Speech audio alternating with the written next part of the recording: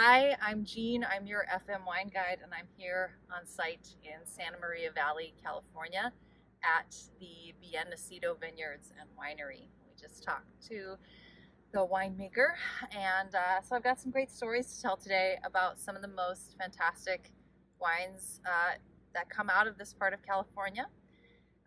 This is Bien Nacido Pinot Noir and Solomon Hills Pinot Noir.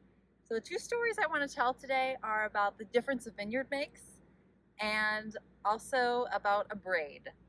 So first of all, the vineyards here are so significant. They're on the right slopes of the hills.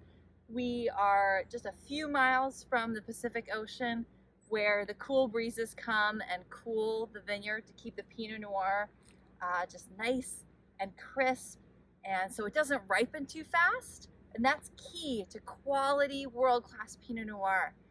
It's just keeping them nice and cool for a long time, so they have to struggle to ripen properly. That creates all those nuanced flavors. And these two vineyards, Bien Nacido and Solomon Hills, are about 8 miles apart. We're at the Bien Nacido vineyard right now, and when I taste this Pinot Noir, I get this sort of meaty, rustic, delicious fruit, a little citrus, very elevated, beautiful Pinot Noir. And Solomon Hills is a little bit over the mountains that way. Why don't we pan over that way just so the beautiful landscape that we are on. So Solomon Hills is located over there, and the wine tastes completely different. There's more acidity, a little more tobacco and clove note to that wine. But the winemaker just told me a secret. They don't do anything different in the winemaking. They do about 25% whole cluster fermentation. It's all natural wild yeast.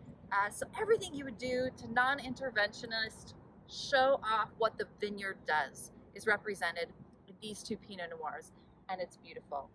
And the other thing that they do that I just learned today, if you think about the way a braid looks, like in a woman's hair, it's beautiful, it's elegant, but it's very simple. And I think that kind of tells the story of why these wines are so fantastic. And he was telling me the story of tannins. If you understand where red wine flavor and structure comes from, the tannins in the wine, it can come from 3 places.